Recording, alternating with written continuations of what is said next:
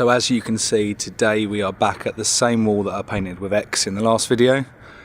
And the reason for that is the title of this video, is that every graffiti artist, every writer has to learn at some point, and sometimes you have to learn over and over again, that you need to slow down and pay some attention to the details in the work that you're doing. Because if you don't, you'll get home and you'll look at your pictures and you'll think, oh, they're pretty sweet. And then you'll look at them again later and you'll go, oh my god, I've missed a bit of 3D. Oh no, I've missed a bit of the key line, I've missed some outline, I missed the details. And it's the worst feeling in the world, especially if you're painting at busy walls where it's touch and go whether you can come back and finish them off. I'm lucky this time round because I painted right at the end of the wall. It doesn't get painted very often and it's only a couple of days later, so luckily my piece is still intact. But as you can see, I've made a few mistakes here. Just in between the U and the S here, I've missed part of the beveled 3D.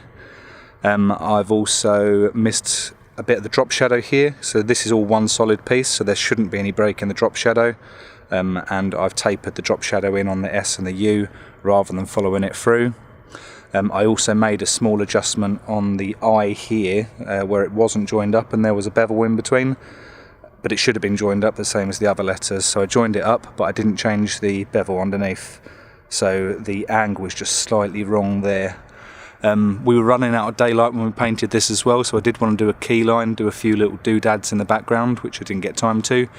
So it's kind of a blessing that I got the opportunity to come back and finish off those bits that I made a mistake with. I'll key line it in yellow so it matches X's piece.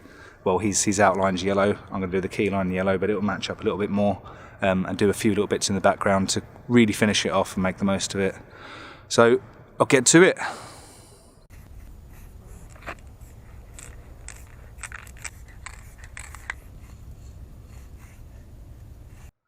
So I've finished off tidying up those few bits, added that bit of drop shadow in underneath here, added the 3D here, changed a few little bits, the 3D on the serif on the F there, I've changed a little bit, fixed that bit down there, and I've also added in the reflection of the mountains in the horizon fill. Thought that added a bit more to the fill, so I've gone with that, and I'm just going to add in a few little details of kind of waves and things in the reflection. I'm going to use a homemade stencil cap for that. After that, we're going to add the yellow key line and do a little squiggle, I think, coming out of the key line, going across the side here, kind of like a wave form thing. So I'll get that done, and then I'll be back. This is a 3D printed stencil cap, based loosely on the Tiny Pink stencil cap. Nice lines, but like you can see circled there, it drips quite a bit because there's no container on the bottom to hold the paint.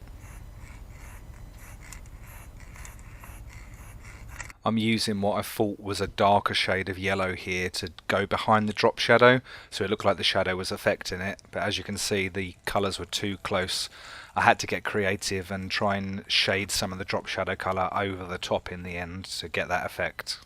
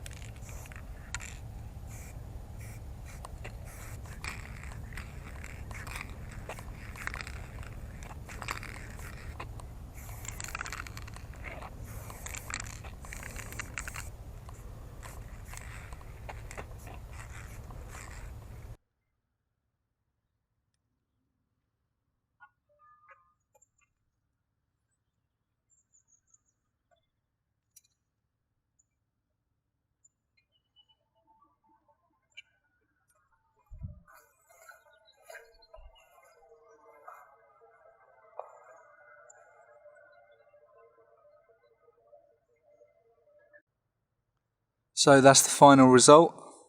Made a few little changes, added a few little extra bits in. What do you think? Was it worth coming back? Should I have just left it without that and hope nobody noticed? Or was it worth the trip? Let me know in the comments.